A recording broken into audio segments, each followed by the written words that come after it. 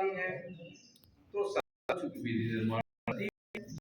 हाँ, लोकसभा का क्या स्टेटस है, राज्यसभा की स्थिति क्या है, इसको हमें ध्यान रखना है। तो राज्य विधानमंडल के जहां तक कार्य एवं शक्तियों का सवाल है तो पहले आया विधायी कार्य।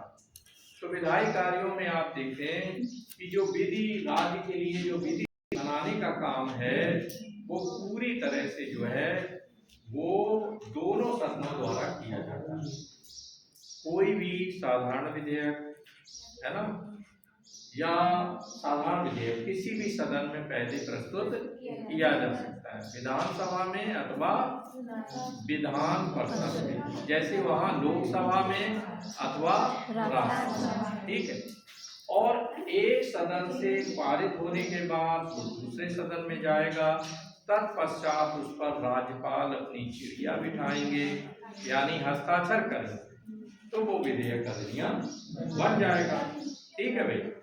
तो आप देखें, अब प्रश्न ये उठता है कि राज्य विधानमंडल किस सूची के विषयों पर कानून बनाएगा। इस पर ध्यान देना कि राज्य विधानमंडल राज्य सूची के विषयों पर कानून बनाएगा। किस सूची पर? अब बताना है राज्य सूची में कितने विषय हैं, वो तो उसमें संबंधी सूची में 66 विषय वो घट बढ़ जाते हैं। तो 66 विषयों पर कानून निर्माण का अधिकार राज्य विधानमंडल को है। इसके अलावा वो संवर्ती सूची पे भी कानून बना सकता है। लेकिन अगर केंद्र के साथ केंद्रीय संसद के साथ कोई विवाद खड़ा हो जाए तो केंद्रीय संसद द्वारा वो विधि मान्य होगी, फिर प्रदेश सरकार उससे हट जाएगी। क्लियर हुआ? तो संवर्ती सूची और राज्य सूची, इन दो सूचियों पर कानून बनाने का अधिकार जो है राज्य विधानमंडल को है, ठीक है भाई। इसके अलावा आप देखें संकट काल में क्या पोजीशन होती है। 356 अगर लगा हुआ है तो राज्य के विधायी कार्य फिर मुख्यमंत्री नहीं करेगा, मंत्रिमंडल नहीं करेगा, तो शक्तियां जो है वो राज्यपाल के पास है ना। 352 में भी राज्यपाल ही पावर में आ जाएगा। और इसके अलावा जो विधि निर्माण का काम है वो केंद्रीय संसद करेगी। कौन करेगा? हाँ, फिर राज्य विधानमंडल चूंकि कार्य में है ही नहीं, कार्य व्यवहार में नहीं वो काम कर रहा है, तो केंद्रीय संसद 352 और 356 की कंडीशन में कानून निर्माण का काम, विधि निर्माण का काम केंद्रीय संसद करेगी, ठीक है भाई। और ये बात ये भी याद रखना है कि कुछ विधेयक ऐसे होते हैं कि जब मंत्रिमंडल उन विधेयकों को लाता है तो वो विधेयक राज्यपाल राष्ट्रपति के नाम पर सुरक्षित रखेगा। इस पर भी ध्यान देना है। कुछ विधेयक ऐसे होते हैं जिन पर खास करके वो ये बोल देगा राज्यपाल कि हमें महामहिम राष्ट्रपति जी से इस पर अनुमति लेना है, ठीक है। ये इस बात को भी नेक्स्ट आप देखें, क्लियर हो गया है। अब कार्यपालिकी शक्तियों पे आ जाए। ये तो विधायी शक्तियां हो गई, समझ में आया नहीं आया? ठीक है, पहली बात ये बताओ कि राज्य विधानमंडल किस सूची पर कानून बनाएगा, और इसके अलावा संवर्ती सूची पर। राज्य सूची पे पूर्ण अधिकार है, 356 352 न लगा हो नहीं तो कोई अधिकार नहीं, है ना। इसके अलावा पूर्ण अधिकार, और संवर्ती सूची में अधिकार है, बशर्ते अगर केंद्र से विवाद होता है तो फिर राज्य विधानमंडल उस विषय पे कानून नहीं बनाएगा। क्लियर? आगे कार्यपालिकी शक्तियों में देखें, इसमें क्या है, कार्यपालिका लिख लो, इसमें कुछ पॉइंट। संविधान द्वारा राज्यों में संसदात्मक व्यवस्था, संविधान द्वारा राज्यों में संसदात्मक व्यवस्था अपनाए जाने के कारण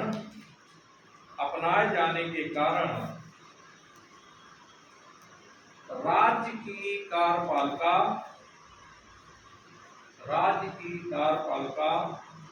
यानी मंत्रिमंडल अपने कार्यों के लिए विधानसभा के प्रति उत्तरदायी रहता है। विधानसभा के प्रति उत्तरदायी रहता है या होता है। विधानसभा काम रोको प्रस्ताव, विधानसभा काम रोको प्रस्ताव, कौमा निंदा प्रस्ताव, निंदा प्रस्ताव, कौमा कार्य स्थगन प्रस्ताव, लिखा भाई, निंदा प्रस्ताव, कार्य स्थगन प्रस्ताव, कौमा अविश्वास प्रस्ताव, अविश्वास प्रस्ताव और प्रश्न पूछकर मंत्रिपरिषद पर नियंत्रण रखती है। मंत्रिपरिषद पर नियंत्रण रखती है। यदि विधानसभा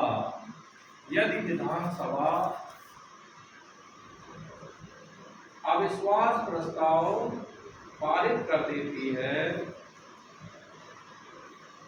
यदि विधानसभा अविश्वास प्रस्ताव पारित कर देती है तो सरकार को अपना त्यागपत्र देना पड़ता है। तो सरकार को अपना त्यागपत्र देना पड़ता है।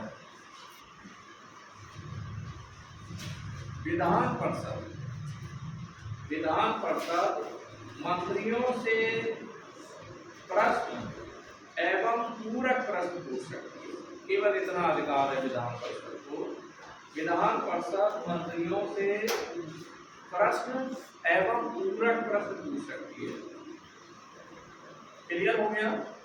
तो ये कार्यपालकीय शक्तियां हो गई। अच्छा बताओ, केंद्र में मंत्रिमंडल या कार्यपालिका किसके प्रति उत्तरदायी होती है? प्रधानमंत्री के प्रति, लोकसभा के प्रति, राज्यसभा के प्रति या राष्ट्रपति के प्रति? केंद्र में ये प्रधानमंत्री कहाँ से आ गया?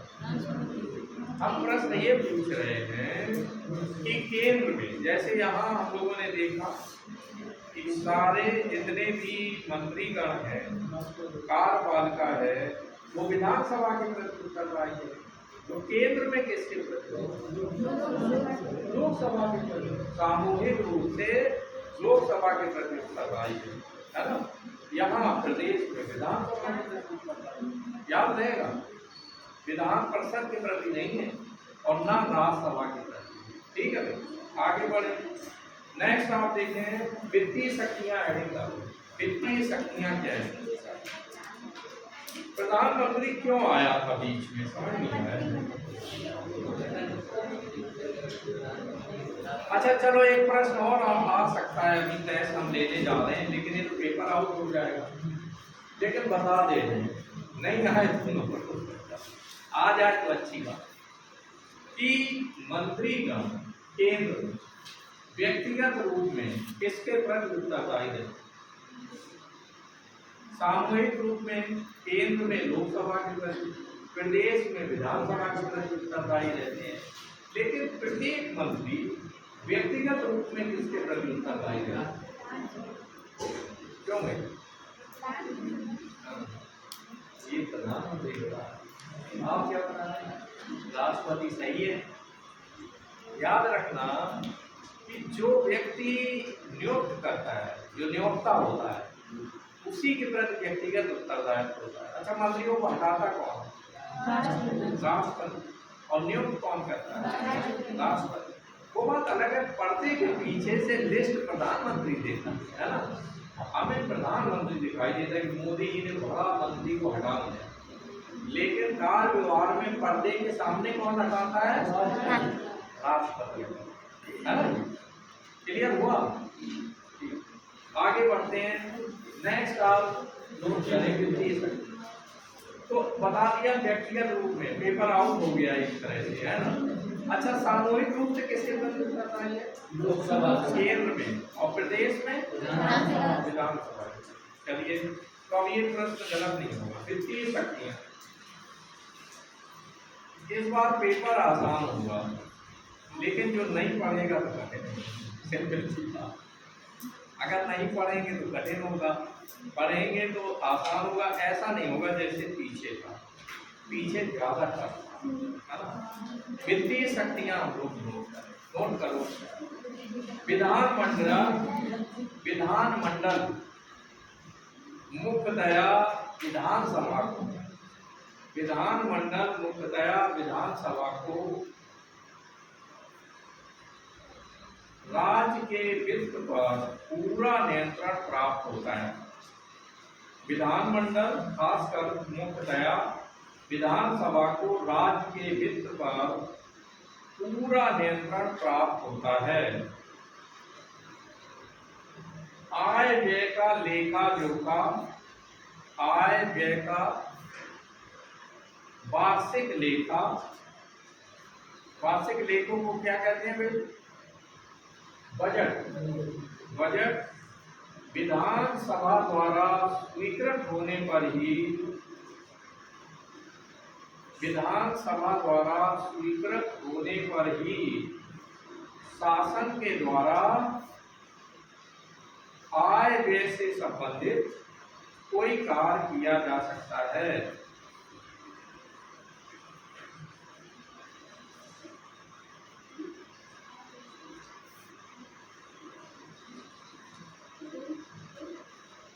कोई कार्य किया जा सकता है। नोट हुआ? नेक्स्ट पॉइंट लिखो। विधानमंडल द्वारा, ये कठिन बात है, इसको नोट करें। विधानमंडल द्वारा विनियोग विधेयक,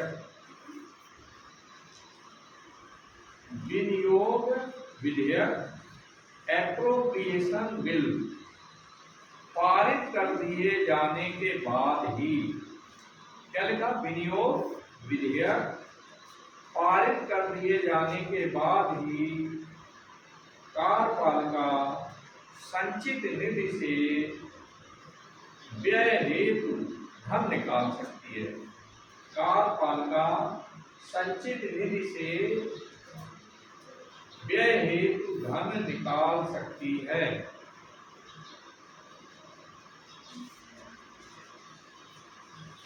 अन्य काम लिखें। अन्य काम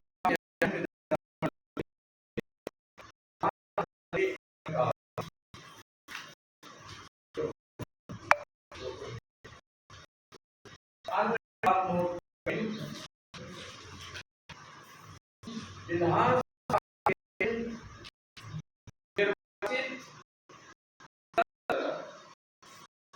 विधानसभा के निर्वाचित सदस्य संसद के निर्वाचित सदस्यों के साथ मिलकर, विधानसभा के निर्वाचित सदस्य संसद के निर्वाचित सदस्यों के साथ मिलकर राष्ट्रपति के चुनाव में भाग लेते हैं। राष्ट्रपति के चुनाव में कौन कौन भाग लेता है? लोकसभा, राज्यसभा एवं राज्यों की विधानसभाओं के निर्वाचित सदस्य राष्ट्रपति के चुनाव में भाग लेते हैं। राज्यसभा के मनोनीत नहीं लेते हैं, केवल निर्वाचित सदस्य भाग लेते हैं। आगे बढ़ते हैं हम लोग। नेक्स्ट पॉइंट लिखो। इसके अतिरिक्त हमारे संविधान की कुछ धाराएं ऐसी हैं, इसके अतिरिक्त हमारे संविधान की कुछ धाराएं ऐसी हैं जिनमें संशोधन के लिए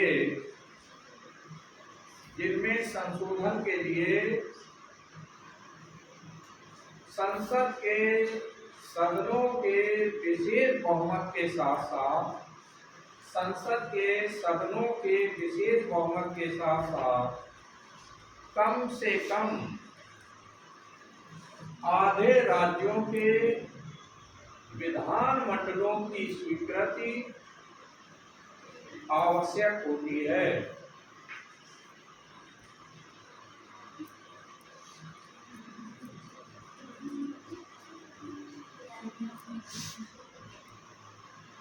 अब हम आपको ये देखना है कि विधान मंडल की विधायी प्रक्रिया क्या है, कि कानून बनते कैसे हैं। अब यहाँ से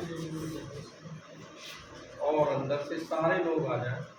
विधान मंडल की विधायी प्रक्रिया क्या है, तो लोकसभा और राज्यसभा की हम लोगों ने देखी थी, तो उसी प्रकार से विधायी प्रक्रिया विधान मंडल की है कि साधारण विधेयक पहले किसी भी सदन में प्रस्तावित किया जा सकता है, विधानसभा में अथवा विधान परिषद में। और विधान परिषद में अगर लाया गया तो इसके पारित होने के बाद विधानसभा में जाएगा, और विधानसभा दोनों सदनों से पारित होने के बाद उस पर राज्यपाल अपने हस्ताक्षर कर देंगे और विधेयक अधिनियम बन जाएगा। क्लियर हुआ है ना। नेक्स्ट हम आप देखें, इसके बाद जो धन विधेयक है, धन एवं वित्त विधेयक, वो पहले विधानसभा में प्रस्तुत किया जाएगा। कहाँ पर? विधानसभा। और जो विधान परिषद है वो केवल 14 दिन तक उसे रोक सकती है। कितने दिन तक? केवल 14 दिन तक। वहाँ केंद्र में राज्यसभा केवल 14 दिन तक किसी भी विधेयक को रोक सकती है। ठीक है भाई। आगे आप देखें,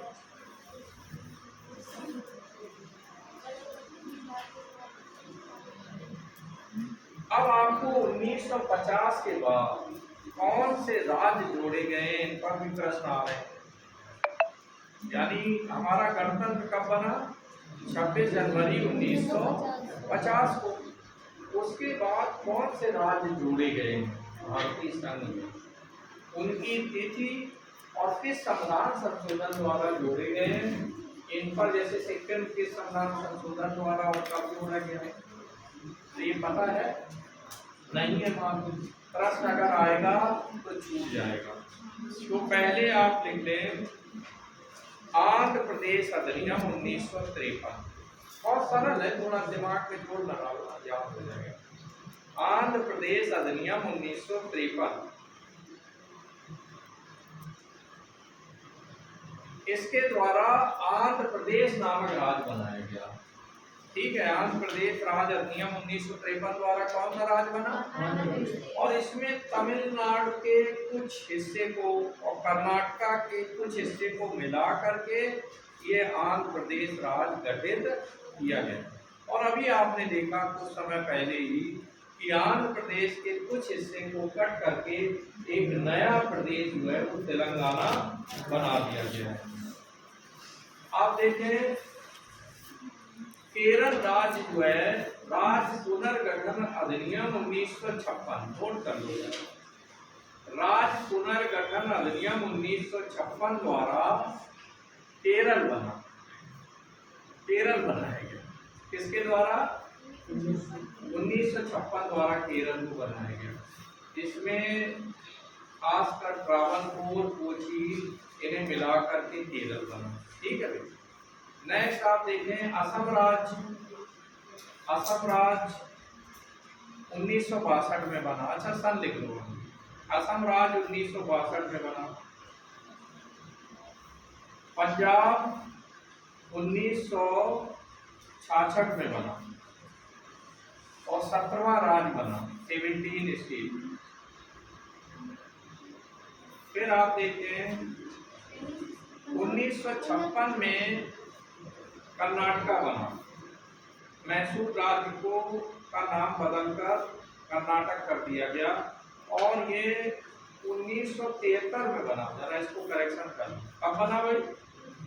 1956 का अधिनियम था जिसके तहत जो है कर्नाटक को बनाया गया। हिमाचल प्रदेश 1970 में बना, 18वां राज्य। हिमाचल प्रदेश 18वां राज्य 1970 में बना।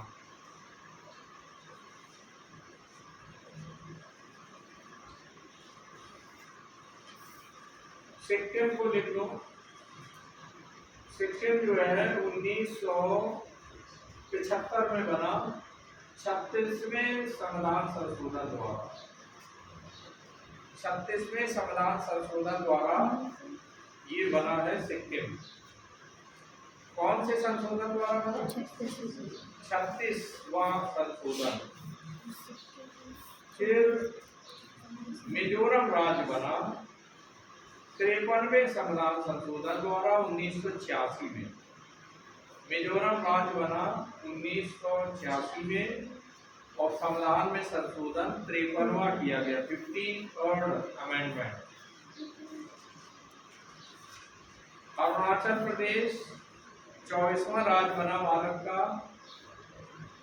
और 1986 में ये भी बना, और लेकिन 55वां संविधान संशोधन द्वारा 55th अमेंडमेंट। और गोवा 25वां राज्य कौन सा बना? गोवा। लेकिन गोवा 25वां राज्य बना और ये 1987 में बना, 1987। अब आपको बताएं कि आप कैसे तैयारी करें कि सभी लोग टॉप कर जाएं, है ना टेस्ट। तो तैयारी कैसे करें?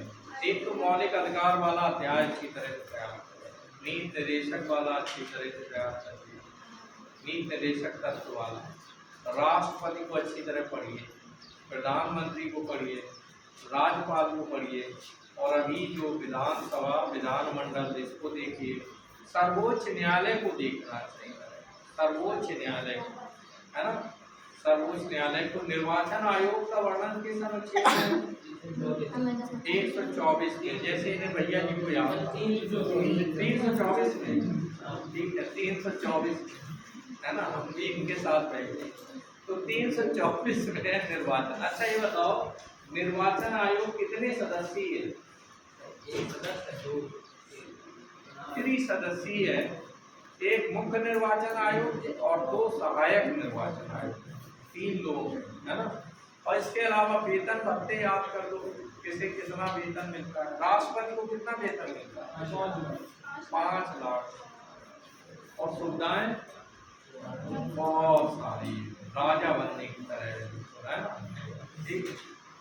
सब लोग अपना बनाए रखना है क्या, किसे बनना है ना। अगर जो लोग राजनीति में जाना चाहे तो आप राजनीति में जा सकते हैं, है ना। और ये आपका विशेषाधिकार है। जब नौकरी ना मिले तो राजनीति की तरफ टर्न करते हैं, या वैसे भी टर्न करें, तो आप ये प्रोफेशन हो गया राजनीति। क्योंकि लोग सोच समझ कर जाने, और पता है जितना बड़ा वेतन मिलता है इनकम टैक्स रहे, सर को वेतन मिल रहा है तो इनकम टैक्स, इन पर कोई टैक्स रहे। तो चलिए अब कुछ आपके साथ रिवीजन का कार्य करते हैं। अच्छा बताएं, एक क्वेश्चन डायरेक्ट है बहुत ज्यादा।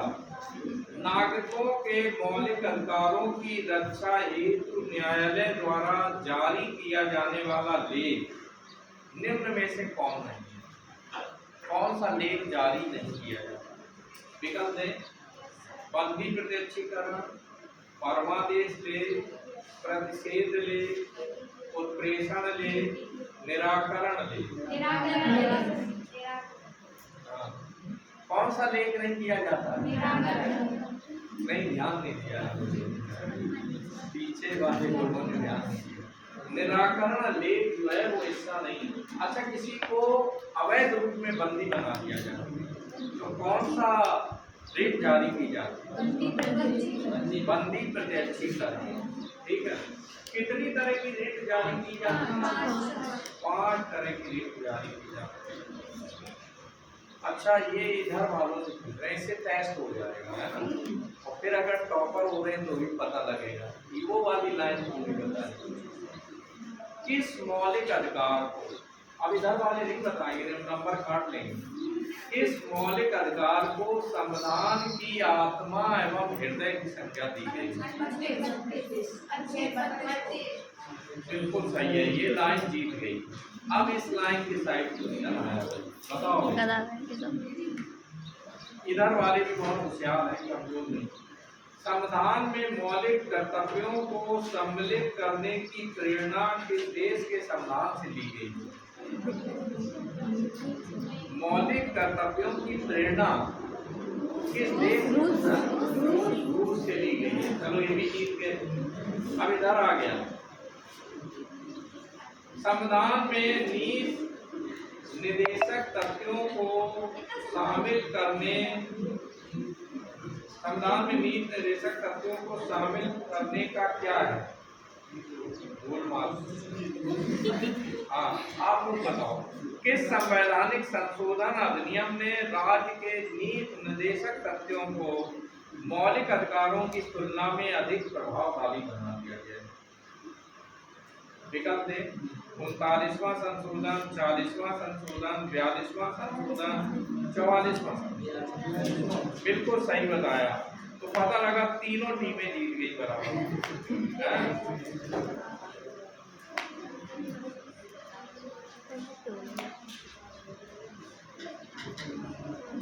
अब इधर बातों में फिर आया, कठिन क्वेश्चन है, पीछे से पूछे क्या या पूरा बताओ? अच्छा है जो संविधान में संवैधानिक संशोधन कितनी प्रकार से किया जाता है? ये क्वेश्चन है। विकल्प दे रहे हैं 1, 2, 3, 4।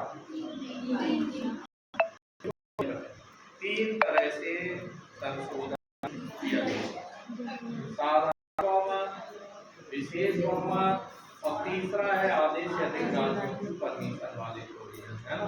ये 3 तरह। अच्छा इधर आओ, अब बीच वाली चीज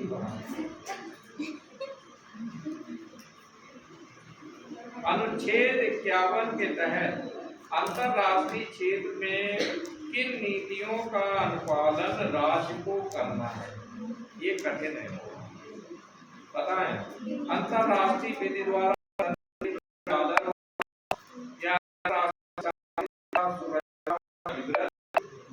या राष्ट्र तथा सम्मानपूर्ण विवादों का या उपरोक्त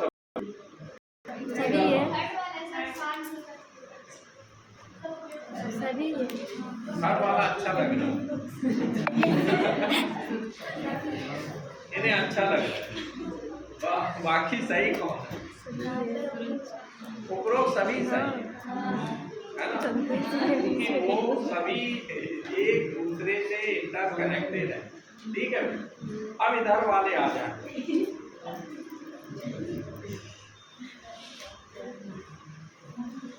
मेरी गलत चल रही है।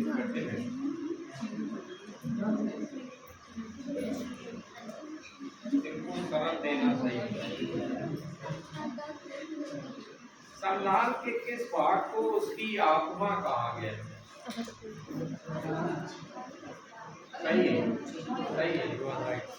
इन्होंने भी बता दिया कठिन। अच्छा फिर उधर जा रहा है और इसी के बाद टीम डिजॉल्व हो रही है। बताओ, किस देश के संविधान से राज्य के नीति निर्देशक सिद्धांत लिए गए? टीम स्ट्रॉन्ग है तीनों, है ना? तो टेस्ट में अपियर होते हैं, टाइम हो गया।